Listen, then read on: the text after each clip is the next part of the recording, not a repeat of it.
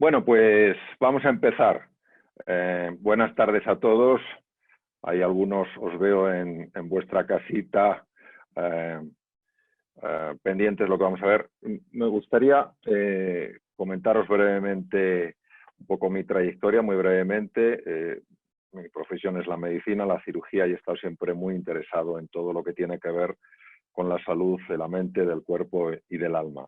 Y a lo largo de mi trayectoria me he dado cuenta de que hay una serie de sesgos inconscientes, es decir, una serie de tendencias que operan por debajo de la autoconsciencia. La autoconsciencia se define como la capacidad de darte cuenta de que te estás dando cuenta y que de alguna manera están influyendo enormemente en varias cosas. Primero, en la perspectiva desde la que miramos las cosas.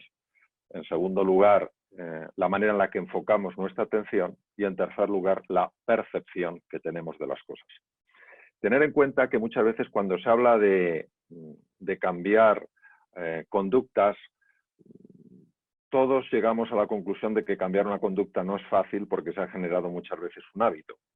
Y que a veces pues todos buscamos cambiar conductas, cambiar formas de ser, y sin embargo, de alguna manera tendemos a volver a lo previo. Hay una expresión en nuestra lengua que es la cabra vuelve al monte, es decir, como que el hábito tira de ti. Hay una forma para reducir esta tendencia, estas conductas, estos hábitos que muchas veces no nos gustan, y tiene que ver con la forma en la que vemos las cosas. Inevitablemente, todos, de alguna manera, respondemos o reaccionamos de acuerdo a lo que estamos viendo. Es decir, si yo veo un incendio, lógicamente intentaré o apagarlo o salir corriendo de allí. Si veo una persona que me está persiguiendo, pues lo lógico es que salga corriendo o me esconda. La percepción es uno de los fenómenos que ha sido más estudiado en el mundo de la neurología por las grandes sorpresas que ha dado, y no vamos a hablar de las áreas visuales de la percepción, sino que vamos a hablar del fenómeno de la percepción y cómo algunos de estos sesgos, de estas tendencias inconscientes que operan fundamentalmente en lo que se llama la estructura física, es el sistema límbico y el hemisferio derecho, cómo tienen tanto poder para afectar a nuestra conducta. Entonces hoy me gustaría que exploráramos uno de esos sesgos que tiene que ver con la resistencia a lo que es. Lo que es lo que está sucediendo en el mundo físico. Y cuando nosotros nos resistimos a lo que es, pasan muchas cosas, tanto a nivel mental como a nivel físico y a nivel anímico. Cosas de las que muchas veces no somos conscientes, porque, repito, los sesgos son por su naturaleza inconscientes, y que sin embargo nosotros lo notamos por los resultados que obtenemos. Hoy en día estamos todos, el mundo entero, prácticamente la totalidad del mundo, haciendo frente a una de las situaciones más duras de nuestra historia. Hay personas que están comparando, con mayor o menor acierto, no digo que esté de acuerdo, pero están comparando la situación actual con algo que se vivió en la Segunda Guerra Mundial, donde existía una angustia ante la incertidumbre, una sensación de miedo, de indefensión enorme. Y en el fondo, sí estamos en guerra contra un virus. Es un virus muy pequeñito y sin embargo tiene jaque a la humanidad entera. Y por eso creo que puede ser de utilidad, ese es el objetivo por el que hemos preparado esta sesión. Creo que puede ser para todos de utilidad recordar hasta qué punto la aceptación, incluso de aquello y sobre todo de aquello que no nos gusta, es mucho mejor que la resistencia.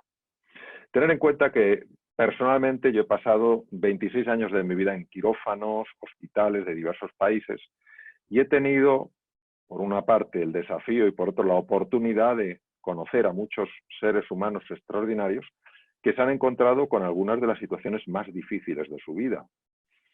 Cuando una persona viene a tu consulta, se encuentra mal, le haces una serie de pruebas y el diagnóstico que le das, lamentablemente, es un diagnóstico muy poco agradable, como es una enfermedad maligna, ya podemos todos entender, a nada que tengamos un poco de cabeza y un poco de corazón, que ese mundo, el mundo de esa persona en ese momento, tiembla, si no se resquebraja aunque sea durante un tiempo determinado. Y sin embargo, en el campo de la medicina sabemos que la aceptación incluso de una enfermedad maligna es muchísimo mejor que la resistencia. Cuando esto es totalmente contraintuitivo, porque nosotros decimos, aceptar es estar de acuerdo, aceptar es conformarse con. No, el lenguaje aquí es traicionero. Aceptar es la posición más inteligente, como veremos, que un ser humano puede tomar precisamente en los momentos de mayor dificultad. Y eso es lo que tenemos que entender. Entenderlo desde distintas perspectivas, incluyendo la biológica, porque todos nos estamos encontrando con situaciones muy difíciles. Personas que están cayendo enfermas. Algunas personas conocidas y muy queridas que están falleciendo. Situaciones económicas tremendamente difíciles. Estaba escuchando ayer que en algunos países donde viven en el día a día, o sea, para poder comer tienen que trabajar ese día, hay personas que están pasando situaciones de verdadera angustia porque no pueden comer. No ya que no pueden salir de su casa, sino que ni tan siquiera pueden comer. Y por eso es por lo que nos vamos a dedicar esta sesión, que durará unos 30-40 minutos para que tengamos unos 20 minutos o incluso algo más para debate y para compartir algunas preguntas y algunas reflexiones. Por eso voy a hablar de este tema, de que aceptar es mejor que resistirse. Cuando nosotros cambiamos ciertos esquemas mentales, sobre todo si tienen la capacidad de tener un lenguaje que llegue a la profundidad del ser humano, es decir, un lenguaje que más que literal sea metafórico, incluso poético, podemos tocar estratos bastante profundos del inconsciente. Cuando utilizamos imágenes, cuando percibimos sensaciones, aunque sea a través de la imaginación, eso sabemos que tiene la capacidad de reestructurar temas incluso a nivel físico en el cerebro. Por eso la ilusión que hoy tenemos desde el Centro de Salud, en Bienestar y Felicidad del IE, la ilusión que tenemos es serviros bien en un campo que es escurridizo, en un campo que es útil y sin embargo que tiene tantas implicaciones en nuestra vida. Vamos a ver un segundito. Ahora. Entonces, lo primero que os tengo que pedir realmente es un favor, que es que abráis la mente a una nueva perspectiva. No cabe duda que es muy difícil ver la Tierra desde la misma Tierra. No hay manera de ver la Tierra desde la misma Tierra. Es absurdo. Sin embargo, tú sí puedes ver la Tierra, el planeta Tierra, desde la Luna o desde la atmósfera. Lo que vamos a hacer nosotros es salirnos del modo en el que opera tradicionalmente la mente humana, salirnos de lo que se llama la caja, es el thinking out of the box, para observar procesos que están teniendo lugar en la mente, procesos que están teniendo lugar en esa caja y de los cuales no somos conscientes. ¿Por qué es tan importante la perspectiva? Porque desde donde tú miras está afectando directamente a lo que eres capaz de ver. Yo, para poder ver la Tierra, necesito alejarme de la Tierra. Para poder ver y entender mis procesos mentales, tengo que tomar distancia, tengo que tomar perspectiva. Esto es muy fácil de decir y no es nada fácil de hacer, porque estamos tan anclados a nuestro punto de vista, a nuestra perspectiva, que abrirnos a otro punto de vista nos da hasta vértigo. Solo os invito a que penséis lo que significa tener un punto de vista. Tener un punto de vista solo significa tener la vista desde un punto, nada más que eso. Con lo cual tenemos la opción de mirar desde otros puntos de vista a ver qué es lo que vemos. Y mirar como mira un científico, con curiosidad, sin tenerse que creer nada, sin tener que comprar nada, solamente con la curiosidad de decir, oye, a lo mejor, tal vez, quizás, yo pueda encontrar algo, yo pueda ver algo que me ayude en mi vida a hacer frente con más potencia, con más entusiasmo y con más confianza a los desafíos a los que me enfrento. Entonces, eso es lo que yo os voy a pedir, que abráis vuestra mente para que exploremos algo desde otro punto de vista, desde otra perspectiva, y a ver lo que cada uno en esta sesión descubre y puede aplicar personalmente a su vida. Mario, quizá es un momento para abrir la puerta, ya que cambiamos el punto de vista, si puedes abrir la puerta a los que se han quedado fuera y ya la cerramos otra vez. A ver.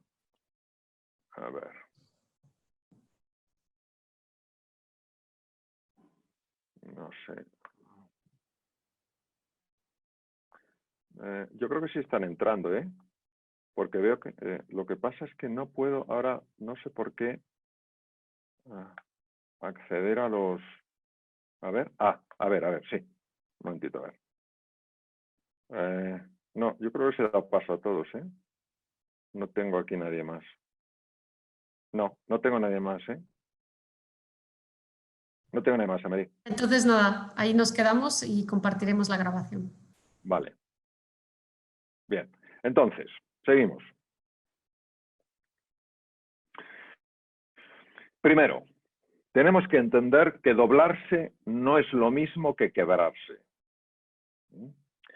Cuando un árbol tiene que hacer frente a un viento fuerte, ese árbol necesariamente, si el viento es potente, se va a doblar. No tiene por qué quebrarse. Es más, si ese árbol quisiera resistirse al viento, probablemente, si no es un árbol muy grande, el propio viento le partiría. Entonces, lo primero es que tenemos que aceptar que ante ciertos embates de la vida, ante ciertos vientos, ante ciertas tormentas, ante ciertos desafíos, el ser humano se va a doblar sí o sí. Lo que no tiene que hacer es quebrarse. Esta es la base de un concepto que se llama la resiliencia. La resiliencia implicaría dos conceptos. El primero sería la dificultad para ser doblado y la segunda, la capacidad de volver a tu equilibrio una vez que lo has perdido porque te has doblado. Bien, entonces os quiero lanzar una frase porque a mí me ha ayudado muchísimo en la vida. Todo lo que se resiste, persiste. Todo lo que se abraza, se desvanece.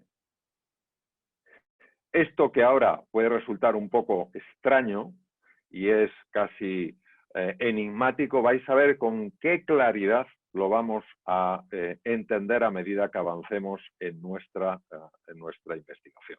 Entonces, todo lo que se resiste, persiste. Todo lo que se abraza, se desvanece. Vamos a ver.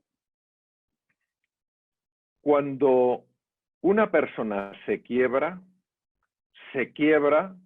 metafóricamente hablando, porque cae en la desesperanza. Cae en la desesperanza. No hay salida. Esto es el fin. Cuando una persona se dobla sin quebrarse, se abre al misterio. Abrirse al misterio es tomar una disposición abierta y humilde a que hay algo que está ocurriendo, que me está doliendo, que me está afectando y que, sin embargo, desde una perspectiva, acordaos la palabra perspectiva, más amplia, tiene un perfecto sentido. Yo recuerdo hace años estaba en Orlando dando un paseo por un campo de golf, estaba participando en un programa allí y recuerdo que me paré en un pequeño estanque donde había una serie de carpas de colores. Y claro, me di cuenta de lo siguiente, para aquellas carpas todo su mundo era el estanque, pero no tenían ni idea de lo que estaba pasando fuera del estanque. Un poco como decía el economista Adam Smith, el pez no sabe que está dentro del agua hasta que alguien le saca de ella. Entonces nosotros ahora lo que nos abrimos humildemente, como decía el gran Sócrates, nos abrimos humildemente a que no sabemos por qué esto aparece en nuestra vida, no sabemos por qué este dolor, esta enfermedad, esta preocupación, esta inquietud aparece en nuestra vida, pero que si fuéramos capaces de mirar las cosas desde otra perspectiva, a lo mejor, tal vez, quizás, encontraríamos un sentido a lo que ahora para nosotros es un sinsentido. ¿Por qué es importante esto? Porque cuando uno se abre al misterio, no cae en la desesperanza. Mientras que cuando uno cae en la desesperanza, se hunde absolutamente en la oscuridad. Y vais a ver esto, las enormes repercusiones que tiene incluso a nivel fisiológico, a nivel del cuerpo, cosas que ni se nos habrían pasado por la cabeza hace un tiempo. Mirad, cuando yo hablo de la aceptación, que hablo en bastantes ocasiones, tengo que matizar mucho desde el punto de vista del lenguaje, porque cuando hablamos de realidades complejas, de realidades sutiles, el lenguaje a veces se nos queda corto si no somos capaces de hacer distinciones muy precisas. Aquí hay que ser un poco quirúrgico, un poquito cirujano. Bien. La resignación no tiene nada que ver con la aceptación, solo parece superficialmente que es lo mismo, pero por dentro no es lo mismo. La resignación es una forma de resistencia velada, es una forma de resistencia callada. No da la sensación de que te rebeles externamente contra lo que te esté pasando, no da la sensación de que estés enfadado, de que estés enfadada, de que estés fuera de ti, pero por dentro sí es así. Por dentro estás enfadado, por dentro estás rebelde, por dentro estás resistiéndote a lo que es. Por eso la resignación es una forma de resistencia en la que uno se siente una víctima a merced de unas circunstancias sobre las que no puede influir. Fijaros, yo cuando estuve en el Anderson en Houston, me invitaron a pasar una época allí. Es un centro dedicado exclusivamente al tratamiento del cáncer que está en Texas. Es curioso porque el paciente no es paciente, es actiente. ¿Qué quiero decir? Que él forma parte, ella forma parte de todo el proceso terapéutico. La misma palabra paciente que la hacemos para reducir la dureza de la palabra enfermo, coloca a la persona que tiene una enfermedad en una posición pasiva. Da la sensación de que el médico es el único que tiene recursos, capacidades, tecnología para resolver la enfermedad de ese paciente. ¿Sabéis, curiosamente, que si ese enfermo, esa enferma, toman una posición activa, por ejemplo, haciendo ejercicio físico, reduciendo el consumo de grasas saturadas, algunas enfermedades malignas reducen a la mitad su capacidad de volver a aparecer de la recidiva? Si el médico no le dice nada al enfermo y el enfermo no toma una posición activa, se están perdiendo recursos. Por eso, la diferencia entre la resignación y la aceptación es muy clara. Es una diferencia en el sentir, no en el aparentar, en el sentir. La persona que toma el papel de una víctima, que se resigna, siente dos tipos de sentimientos, impotencia y desesperanza, que van de la mano. Y ya os digo una cosa de corazón. Cuando os habléis de una manera tal que sintáis ante esa conversación que tenéis con vosotros impotencia y desesperanza, cortar inmediatamente esa conversación. No trae nada bueno. Hay una parte que se llama la rumiación interior, la conversación interior, el ruido mental, que típicamente utiliza estos dos sentimientos para bloquear y anular a la persona. Van juntos. Impotencia, no puedo; desesperanza, jamás podré. Bien, estos dos sentimientos se unen cuando ante una situación compleja, véase la pandemia por el COVID-19, por la situación económica, por lo que sea, uno se deja embargar, se deja envolver, se deja seducir, se deja hipnotizar por sentimientos de impotencia y desesperanza. Porque ya veréis el impacto que tiene en el cuerpo y el impacto que tiene en el cerebro y en la vida de un ser humano. Por eso, en mi época en la que ejercía la cirugía clínica, que fue durante la medicina clínica, la cirugía durante 26 años, lo último que podía yo favorecer es que un enfermo, tuviera la enfermedad que tuviera, cayera en sentimientos de impotencia y desesperanza. No importaba ni siquiera que tuviera el cuerpo lleno de metástasis. No puedes caer en la sensación de impotencia y desesperanza, porque esa resignación, que de cara al exterior parece que viene a indicar que todo está bien dentro de ti, está escondiendo una tormenta que, lejos de ayudarte en casos extremos a vivir un poco más, lo que hace es amargarte lo poco que te quede de existencia y encima acortar ese tiempo de vida. Por eso me ha parecido relevante traer cosas que vienen de la medicina y que podemos aplicar en nuestro día a día, en la empresa, en la universidad, en cualquier sitio. Bien, ahora tenemos que ir a un campo de la fisiología absolutamente apasionante, para que entendamos el impacto que tiene la resistencia en todos estos temas. Mirad, quien tenéis en la fotografía fue el profesor Walter Cannon, fue catedrático de fisiología de la Universidad de Harvard, hablamos de hace muchos años. De hecho, este hombre estuvo incluso en la Primera Guerra Mundial, pero sus investigaciones fueron muy, muy relevantes. El doctor Cannon se dio cuenta de que cuando un ser humano se enfrenta a un peligro, algo que percibe como un peligro, yo os he puesto un tigre, se libera en él un proceso que lleva a 3 posibles reacciones, solo 3. El ataque, el bloqueo o la huida. Obviamente, ante un tigre, uno no atacaría. Sin embargo, sí sabemos de situaciones donde seres humanos han atacado animales sumamente peligrosos porque entre el animal y ese ser humano estaba un hijo.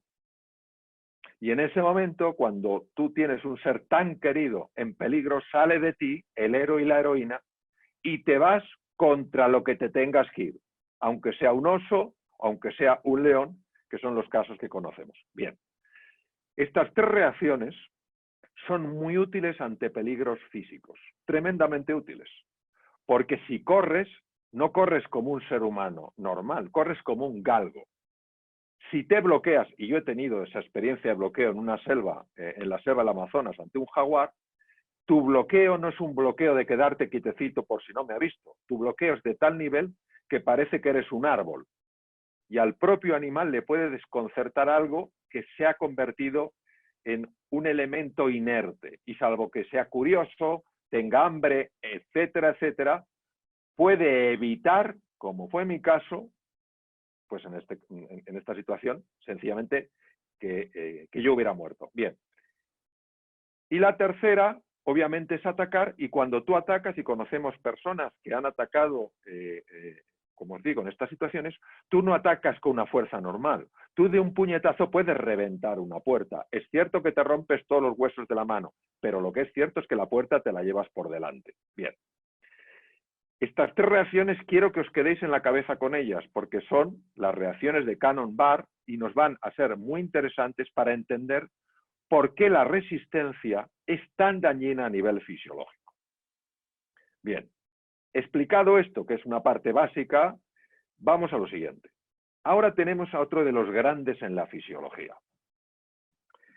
Este hombre tiene una historia apasionante, no me extenderé, pero es uno de mis grandes héroes, el profesor Hans Selye. El profesor Hans Selye hizo de una torpeza una virtud. Él era húngaro, fue a Canadá como ayudante laboratorio en una beca de 2 meses y era tan torpe pinchando a las ratas que las ratas acababan muriendo. Inicialmente él creía que se morían por las cosas que él inyectaba. Luego se dio cuenta de que se morían por el estrés que él las generaba. Como él vivía en una residencia de estudiantes, donde había muchos estudiantes de diversas carreras y gente que estaba haciendo el doctorado, hizo mucha amistad con una serie de ingenieros, y estos ingenieros hablaban de un concepto que era strain. Hablaba de los metales, que los metales experimentaban el strain, y Selye entendía muy poco el inglés, y él creyó que hablaban de algo, él entendió que hablaban de estrés.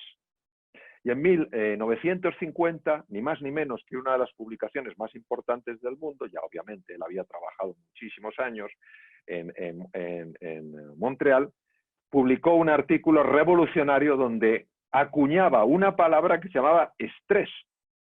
Y cuando sus amigos con los que él había compartido la residencia de estudiantes, que eran ingenieros, les decían, qué palabra tan maravillosa para definir esta situación de angustia. Él dijo, pero si la han sacado de vosotros, que nosotros nunca hemos utilizado la palabra estrés, hemos utilizado strain. Bueno, total, él es el creador de la palabra estrés. Y fijaros qué apasionante lo que él descubre. Vamos a ir por las 4 fases que veis en la pantalla. Good health, homeostasis, alarm stage, resistance stage, exhaustion stage. Homeostasis. Homeostasis es como a un organismo le encanta estar. ¿Cómo nos gusta estar a nosotros?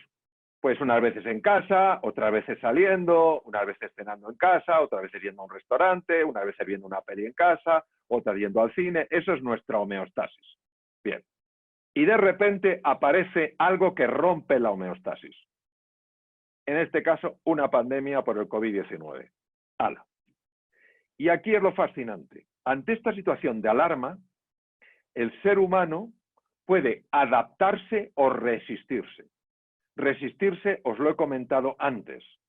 Resistirse es enfadarse, frustrarse, empezar a buscar culpables en uno mismo, en los demás, en la vida, en el mundo.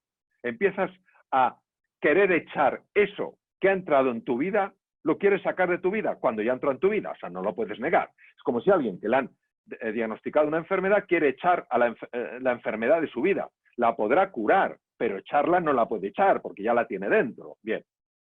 Pero fijaros lo fascinante del estudio de Selye. Cuando la resistencia se mantiene en el tiempo, lo veis ahí en el color naranja, se entra en una fase que se llama la fase de agotamiento. Abajo veis breakdown, burnout. Sus ratas se morían. Físicamente se morían. Entonces él empezó a hacerles autopsias para ver qué les pasaba y descubrió lo que veremos más adelante. Y que se puede aplicar de forma directa a lo que nos pasa a los seres humanos cuando nos estamos constantemente resistiendo a una situación que no nos gusta, que la queremos echar, y si aparentamos que no la echamos, por dentro estamos tomando esa disposición de víctima que se siente impotente por un lado y sin esperanza por otro. Bien, ahora vamos a ver qué es lo que pasa aquí. Lo que pasa es lo siguiente, mirad. Ahí veis un encéfalo en color azul y veréis en color amarillo anaranjado con aspecto triangular una estructura. Esa estructura, digamos, vamos a llamarla el hipotálamo. El hipotálamo tiene una gran antigüedad, unos 300,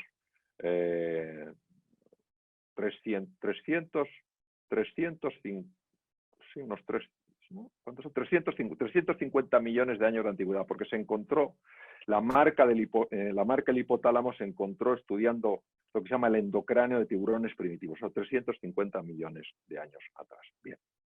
El hipotálamo es muy pequeño, pero manda mucho. Imaginaros una persona que tiene un tamaño pequeñito, pero que manda una barbaridad. Porque el hipotálamo es el que gobierna todas las vísceras del cuerpo. Una estructura tan pequeña gobierna todas las estructuras del cuerpo. Sigmund Freud llamaba a esta estructura el famoso id, ID mayúscula, es donde están los grandes instintos del ser humano. Instintos para saciar el hambre, para saciar la sed, para buscar el abrigo, instintos sexuales, etc. Bien, cuando una persona se está resistiendo, el hipotálamo se activa.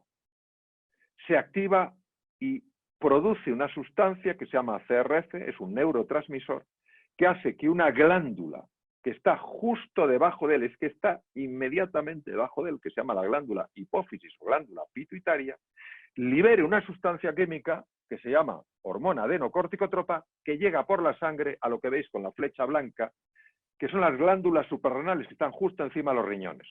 Las glándulas suprarrenales obedecen, pero sin rechistar, a la orden de la hipófisis. Libera cortisol y se ponen como locas a llenar la sangre de cortisol. Bien, el cortisol empieza a viajar por la sangre y empieza realmente a producir una serie de cambios que no son beneficiosos. Sí es verdad que una pequeña parte de ellos lo son, pero como hay un exceso de producción de cortisol y se produce de una forma tan anárquica, tan salvaje, los efectos negativos son mucho más intensos.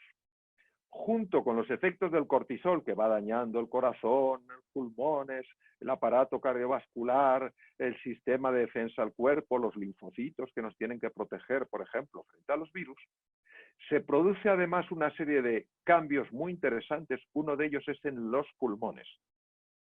Si habéis visto, nadie que esté en una situación de ansiedad está respirando con el diafragma. El diafragma se bloquea por completo y empieza solo a respirar con los intercostales. ¿Por qué?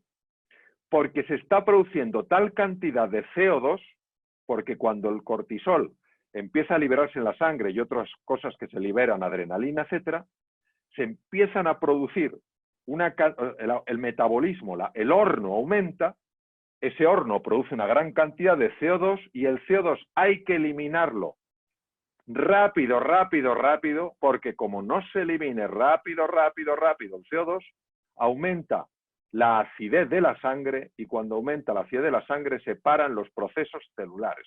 Hay pocas cosas que se controlen con tanta precisión en el cuerpo como el nivel de acidez, lo que se llama el pH de la sangre humana. Como hay tanto CO2, la forma de eliminarlo para que no se convierta en ácido es a través de los pulmones. Bueno, los intercostales empiezan a moverse a toda velocidad y como el CO2 tiene 200 veces más capacidad de difusión que el oxígeno, eliminas el CO2, pero reduces la cantidad de oxígeno que entra en la sangre. Con lo cual, tu nivel intelectual ya entiendes que baja radicalmente. El precio que tienes que pagar para poder eliminar el exceso de CO2 es ni más ni menos que tu sangre reciba menos oxígeno, con lo cual tu cerebro funciona peor. Bien. Los músculos se tensan cuando se ha producido esta activación. La tensión muscular no solo es que consume una cantidad enorme de energía, sino que además desgasta enormemente a la persona. Produce dolores de todo tipo, dolores de cabeza, dolores de columna, etcétera, etcétera. Bien, entonces ya sabemos un poco, si resumimos, ante una amenaza, el ser humano activa ataque, huida o bloqueo.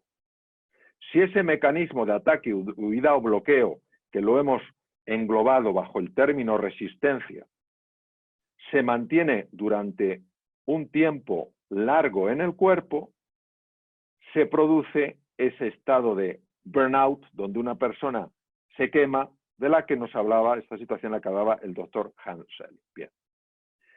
¿Cómo afecta al cerebro la resistencia? Porque ya os podéis imaginar que si una persona le diagnostica una enfermedad maligna, esa persona, hay dos cosas que tiene que hacer. La primera, entender muy bien lo que le está diciendo los profesionales de la medicina para poder adaptar su vida a las nuevas exigencias. Si no entiende lo que le está diciendo, si no comprende las consecuencias de ciertas cosas, esa persona va a sufrir daño a su salud.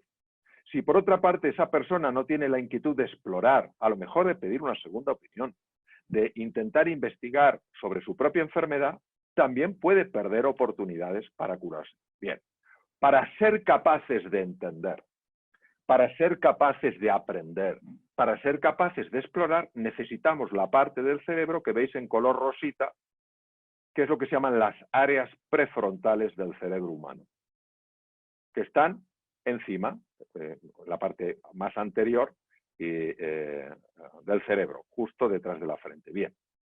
Cuando una persona se está resistiendo y está poniendo en marcha esos mecanismos de ataque que pueden ser resentimiento, de frustración, de desesperanza, de huida, de bloqueo, esa parte del cerebro recibe menos sangre porque se activan, aparte del hipotálamo del que os he hablado, se activan esas dos cosas rojas que veis, que son los núcleos amigdalinos, que redistribuyen la sangre para que se vaya hacia los músculos, ya que el cerebro está percibiendo que está ante un depredador. Imaginaros qué locura es esta.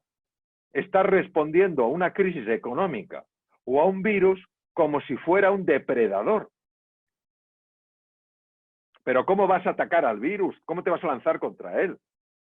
¿O quedarte bloqueado, salir corriendo por la calle? Como si estuvieras poseído. No tiene ningún sentido. Ah, pero es que eso es lo que pasa. ¿Y por qué os pongo un vaso? Porque esto es increíble.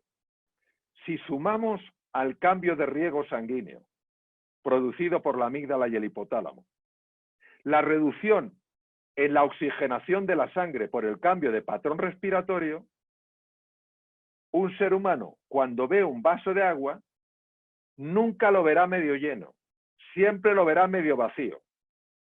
Pero no solo eso, es que si lo viera medio lleno, se ahogaría en el vaso de agua. ¿No habéis oído hablar de esa expresión? Te estás ahogando en un vaso de agua.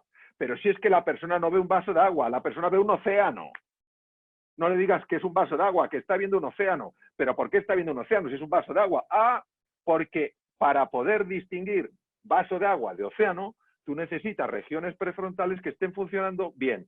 Si está llegando poco oxígeno y encima la sangre la estás desviando a los músculos porque el organismo está activando mecanismos de resistencia, no ha de extrañar que esa persona ni piense en nuevas opciones para su empresa, ni piense en soluciones creativas, ni nada, ni nada. Está en patrón de ataque, defensa o bloqueo. Bien. Lo que os muestro es uno de los grandes descubrimientos que se han hecho. A la derecha veis unas neuronas, son las neuronas de la capa K3 del hipocampo, y la flecha señala el hipocampo. El hipocampo es una estructura, se llama así porque si lo cortas tiene forma de caballito de mar, es como una S. El hipocampo es un centro especializado en los nuevos aprendizajes y en controlar el miedo. Ya os podéis imaginar lo importante que es en una situación donde está cambiando el mundo, donde vamos a tener que aprender cosas nuevas. Por ejemplo, en mi caso, manejarme mejor con los temas online, de las conferencias online, que a mí siempre me ha ido lo presencial de toda la vida. Y ahora estoy aquí que si no encuentro la ruedecita, menos mal que tengo a Amelie, que es un genio y que me ayuda, que si no encuentro tal, que si este... Yo puedo imaginar, pues yo necesito tener unos hipocampos que funcionen bien, porque como no tenga los hipocampos bien, es que de mal a peor. Bien. Los hipocampos tienen unas neuronas en una capa que se llama la capa K3. Bueno, ¿qué os parece lo siguiente? Cuando una persona se resiste, cuando una persona cae en la impotencia y la desesperanza y se mantiene ahí, empiezan a morir estas neuronas, justo las que más necesitamos. Es impresionante verlas morir. Se produce lo que se llama la activación del gen de la apoptosis y la célula deja que entre masivamente calcio y revienta. Increíble. Entonces quiero mostraros lo poco eficaz que es para pensar con claridad y aprender con un poco de habilidad cuando uno está resistiéndose. Tengo una buena noticia, que es que estas, porque claro, después de esta noticia hay que dar una buena. Que la buena noticia es que estas son de los pocos tipos de neuronas que se ha demostrado que se pueden regenerar a partir de células madre. Pero atención, para regenerar estas neuronas hay que salir de la posición de impotencia y desesperanza y diréis, pero Mario, ¿qué tiene que ver esto? Sí, porque estas neuronas mueren por los niveles altos de cortisol que se asocian a niveles altos de glutamato en el hipocampo. Y esos dos elementos son pólvora y mecha, revientan las neuronas. Bien, seguimos, que me estoy poniendo un poco dramático. Desde el punto de vista de la relación social, pero queridos amigos, pero vamos a ver, si esto, claro que entre todos podemos resolverlo, pero para resolverlo tiene que ser entre todos. Una persona que se siente amenazada y que activa el hipotálamo, la amígdala, y empieza a generar todos estos procesos, lo último que quiere es la interacción social. Se aísla, cae presa a la ansiedad, de la ira, de la depresión. ¿Y cómo va a comprometerse en un futuro compartido si se siente amenazada? Entonces, fijaros qué alucinante cómo todo lo que es la inteligencia social se bloquea desde la resistencia. Por mecanismos sutiles, pero claro, como el cuerpo, la mente y el alma están todos conectados, lo que quiero es mostraros este entretejido, este tapiz, para que veáis desde esta perspectiva la importancia que tiene la aceptación. Bien. Y aquí vamos a hablar de dos grandes. Uno es una persona a la que yo aprecio mucho y el otro, pues lógicamente no le he conocido porque si no, no estaría aquí. El primero es Descartes. Estamos hablando del siglo XVII, y Descartes creó el gran cisma en la neurociencia. Nadie le quita su brillantez, pero es la época racionalista, donde lo único que pesa es el racionalismo puro, el método científico. Y él separó por completo el mundo mental del mundo corporal y del mundo emocional. Su famoso cogito ergo sum marca una diferencia. Qué curioso, porque otro grandísimo filósofo francés, esto vaya por usted, Amélie, otro grandísimo filósofo francés, Blaise de Pascal, que cuando él nació, Descartes tenía 21 años, dijo algo que fue rompedor: el corazón conoce razones que la razón desconoce. Él sí sabía que había una interacción entre la res cogitans, lo que pienso, y la res extensa, lo físico, lo emocional, etc. Bien. Pues, queridos, aquí tenemos al gran Antonio Damasio, actualmente catedrático de la Universidad del Sur de California en Los Ángeles, que ha hecho estudios espectaculares para demostrar lo siguiente: lo que tú piensas, esto no lo quiero en mi vida, ¿quién tiene la culpa? Yo no puedo con esto, no hay nada que hacer. Lo que tú piensas afecta a lo que sientes, y lo que sientes afecta a cómo tu cuerpo responde. Él es el gran investigador de los llamados mapas de los sentimientos. Él no los llama así, a mí me gusta llamarlos así en su nombre, mapas de los sentimientos del doctor Damasio, donde encuentra qué partes del cerebro cambian tu pensamiento en corporalidad, en hormonas, en biología, en movimientos musculares, en situaciones viscerales.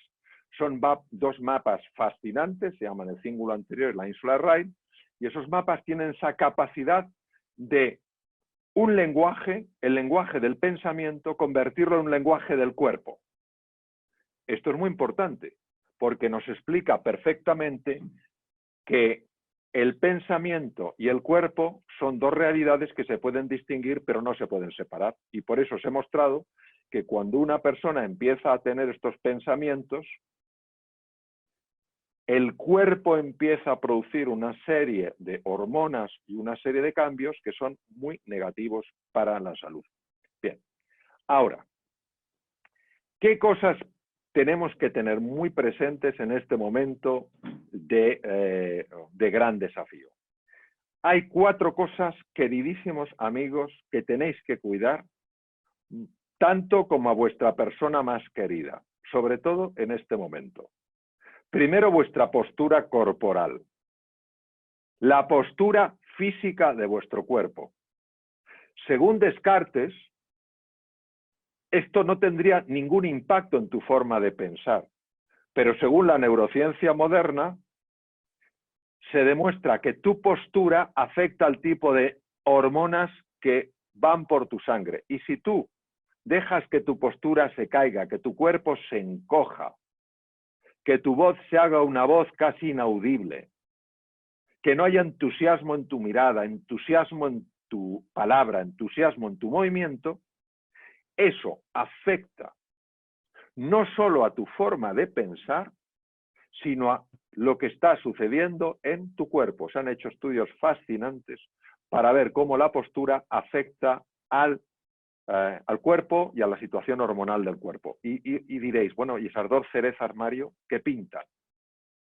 La diferencia entre una picota y unas cerezas: la picota no tiene rabito y las cerezas vienen de 2 en 2. Pues la postura es una cereza. Tú cambias la postura y mueves la otra cereza, que es tu forma de pensar y lo que pasa en tu cuerpo. Foco. ¿Qué es el foco? El foco es dónde estás llevando tu atención. Si tú llevas tu atención a lo mal que está todo, a la incertidumbre reinante, a lo peligroso que es este virus, estás moviendo la otra cereza que te genera sensación de desesperanza y sensación de impotencia. Y entonces vuelves a caer en la trampa. Y el lenguaje, las palabras. Cuando tú utilizas palabras, Dios mío, qué problema. Ay, ¿qué vamos a hacer? ¿Qué será de mí? ¿Qué será de ti? ¿Qué será de nosotros? Ay, madre mía. Y todo esto es una cereza y estás moviendo la otra cereza, que es la forma en la que opera tu cerebro y tu cuerpo. Y así, al final, realmente es la profecía que se cumple, pero que empezó por un sitio que tú lo podías gobernar. Y luego la imaginación. Vamos a ver, queridos, yo creo que hay pocas facultades que hayan sido peor estudiadas que la imaginación. Y creo que de las personas que mejor han entendido la imaginación han sido, desde luego, William Blake.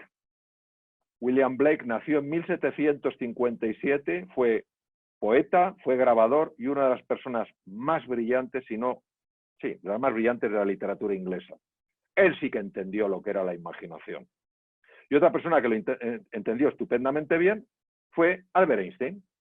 La imaginación es más importante que el conocimiento. ¿Pero por qué es tan importante la imaginación? Ojo, la imaginación no es la fantasía. La fantasía es cuando yo utilizo distintas piezas para montar una cosa. Por ejemplo, cojo un caballo, le quito el cuerno, a un rinoceronte y ya tengo un unicornio. Eso es la fantasía. La imaginación se diferencia de la fantasía porque la imaginación es capaz de crear. Crea algo nuevo. Entonces, ¿qué ocurre? Que si tu imaginación está creando realidades horribles, las acabas creando. Porque tiene este poder brutal que se nos escapa por completo. No nos damos cuenta de lo que es la imaginación. Por eso se utiliza la visualización y por eso la visualización tiene un impacto tan grande cuando tú la haces. Uno de los máximos expertos en el mundo, que es una persona espectacular, Álvaro Pascual Leone, que es catedrático de neurociencias en los Estados Unidos, ha mostrado cómo personas visualizando cosas cambian circuitos cerebrales. Es el número 1 del mundo en neuroplasticidad. Entonces, ¿qué quiere decir? Que utilicemos la imaginación para crear realidades ilusionantes, no para crear realidades desesperantes. Y un poco lo que decía el gran Cajal. Cajal gana el Premio Nobel de Medicina en 1906, esto era imposible en aquella época, y este hombre lo tenía claro, porque él era un sabio, no solo un increíble investigador, era un sabio. ¿Y qué dijo Cajal? Cajal dijo, todo ser humano puede ser, si se lo propone, escultor de su propio cerebro.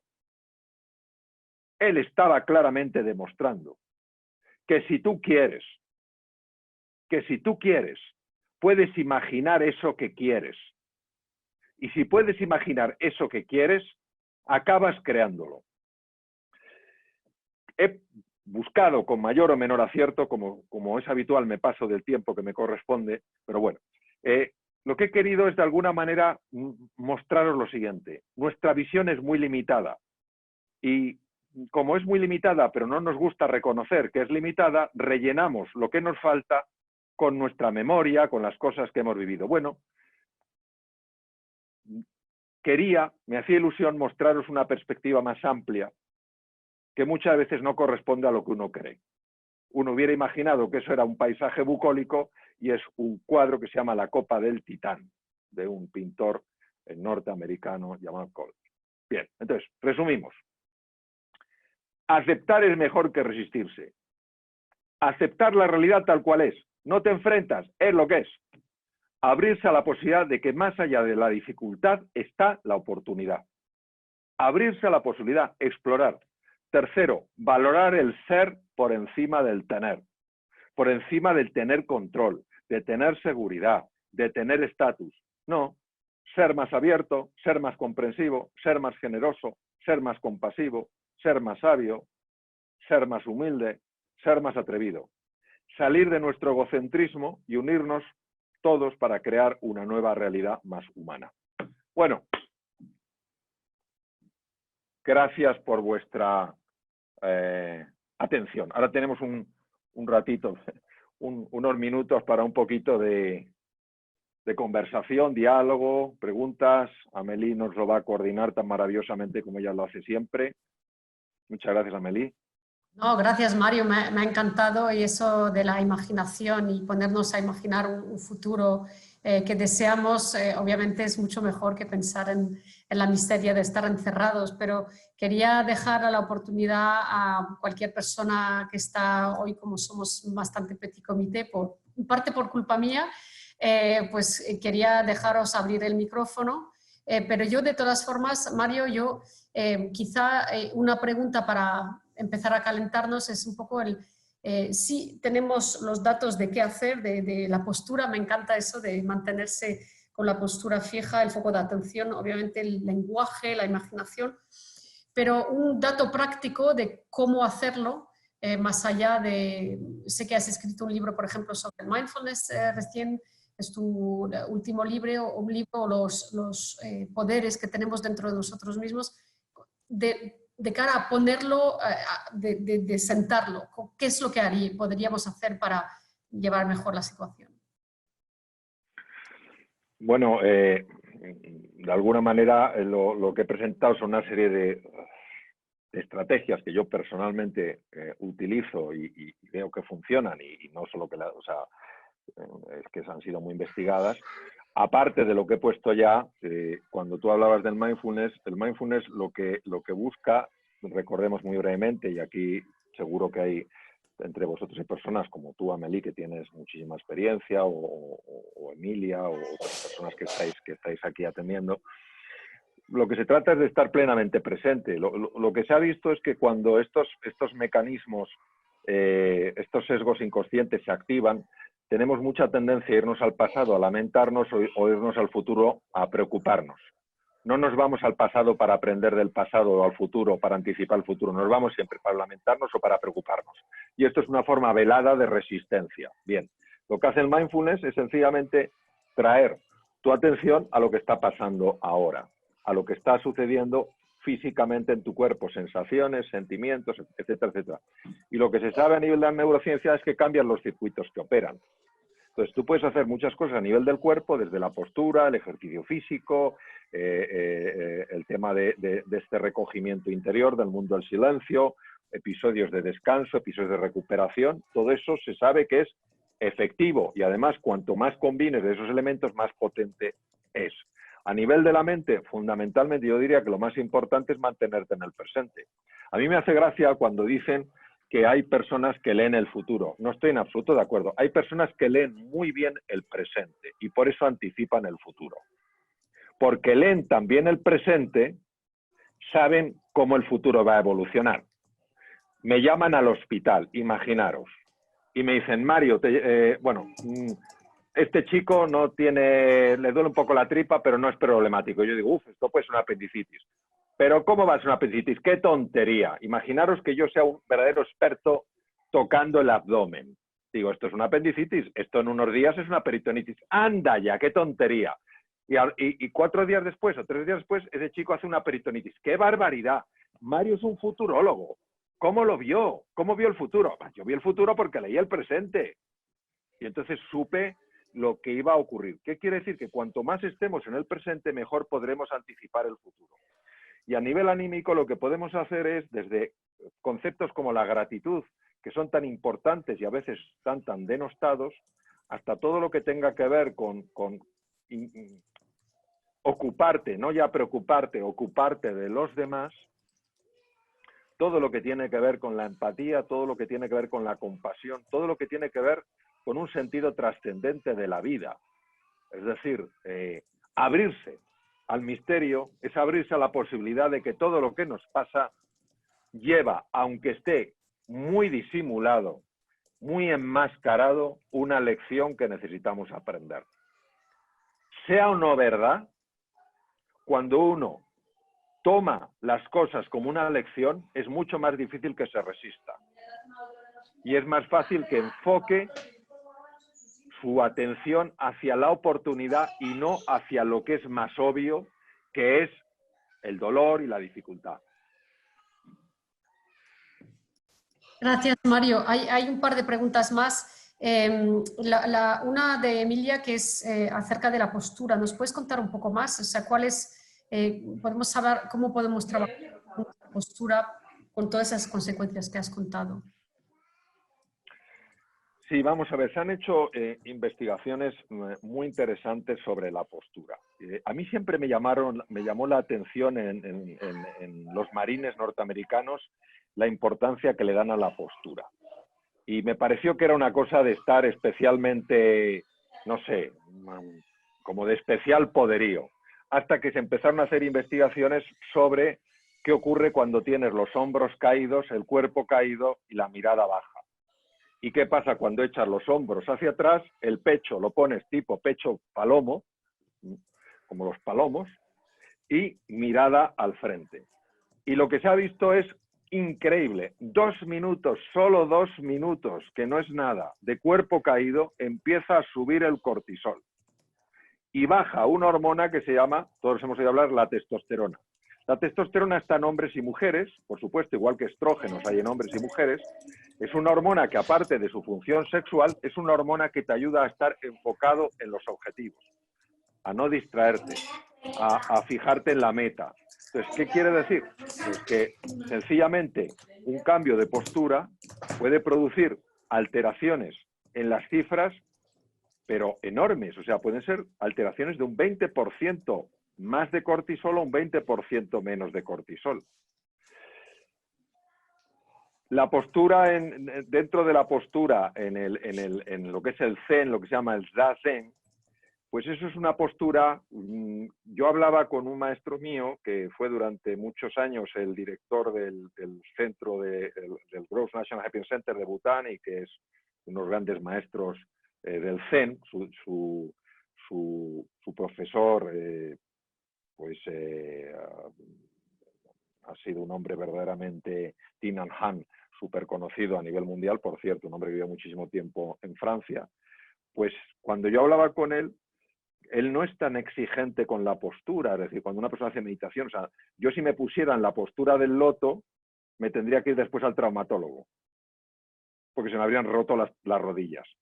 Entonces, él personalmente me dijo que no había una diferencia significativa entre, eso sí, tienes que tener la espalda recta, no es estar apaisado como para una siesta, la espalda recta, tienes que tener el mentón un poquito más bajo, la coronilla como si tirara, dice Mathieu Ricard, de un hilo de plata de tu coronilla, el cuello largo, el cuello flexible, y aquí es donde entran ya elementos en los que no soy especialmente ducho, que son alineaciones energéticas, etcétera, etcétera.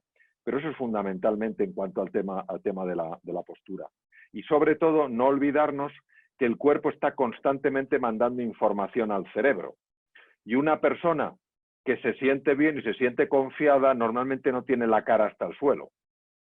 Y una persona que se siente bien y se siente confiada tampoco suele ir, salvo que tenga un problema físico de la columna, pero no suele ir con el cuerpo arrugado. Entonces, ¿qué ocurre? Que lo mismo que los pensamientos generan cambios en el cuerpo, cuando tú lo cambias voluntariamente, afecta no solo a tu forma de sentir, sino a tu forma de pensar. Es decir, son circuitos de ida y vuelta. El pensamiento afecta al cuerpo, el cuerpo afecta al pensamiento. Gracias, Mario. No sé si ya nos hemos pasado las 7, pero quizá una pregunta muy rápida y una respuesta corta tuya acerca de la ruminación, que no podemos parar, y la incapacidad de buscar las cosas positivas, ¿no? Para justamente mantenerse con el vaso medio vacío, medio lleno, perdona, por lo menos. Sí, Pautas sí. rápidas antes de cerrar. Sí, muy brevemente. La rumiación es el resultado de la unión de dos tipos de corrientes. Una es una corriente puramente emocional y visual, que procede de lo que se llama el sistema límbico y el hemisferio derecho del cerebro, donde vienen montones de imágenes, montones de sensaciones, montones de experiencias que hemos tenido cuando éramos pequeñitos. Y es el momento donde hemos ido generando una autoimagen, una descripción visual y emocional de quiénes somos. Y aquí entra una figura que se llama el ego parental, que es muchas veces figuras que no tienen por qué haber sido nuestros padres, figuras que ha habido en nuestra infancia que han sido muy duras en sus comentarios hacia nosotros y nos han hecho, de alguna manera, siendo pequeñitos, sentir pues que no éramos suficientemente valiosos, suficientemente capaces o suficientemente dignos de ser amados. Eso es una de las corrientes. Y esa es una corriente que pertenece al hemisferio derecho del cerebro y a lo que se llama el cerebro emocional o sistema límbico. Y luego hay otra corriente que procede del otro hemisferio, del hemisferio izquierdo, donde están acumuladas aquellas palabras, aquellas expresiones que fueron duras cuando nos las dijeron o que nosotros, a nosotros mismos nos las dijimos para explicar cosas que no entendíamos. Por ejemplo, si a mí me trataban mal y yo sentía ese maltrato, yo me lo explicaba diciendo que si me tratan mal es porque merezco ser maltratado, no a lo mejor porque la otra persona estaba fuera de sí y fui precisamente yo quien me interpuse en su camino. Entonces, estas dos combinaciones, la interpretación, la imagen y el sentimiento, forman esa manera de vernos y manera de hablarnos. Por eso la rumiación tiene normalmente un toque tan negativo, porque está haciéndonos revivir conversaciones, imágenes y sentimientos donde nos veíamos insignificantes, donde nos veíamos incapaces y no dignos de ser amados. Y por eso también esta rumiación es la que hace que nos sintamos tan incómodos cuando nos van bien las cosas, porque eso ya no es familiar y preferimos lo familiar aunque suframos, porque al no ser familiar tenemos ansiedad y para reducir esa ansiedad tiramos otra vez a es verdad, si es que no me podían ir las cosas bien. Eso está en el origen de la rumiación.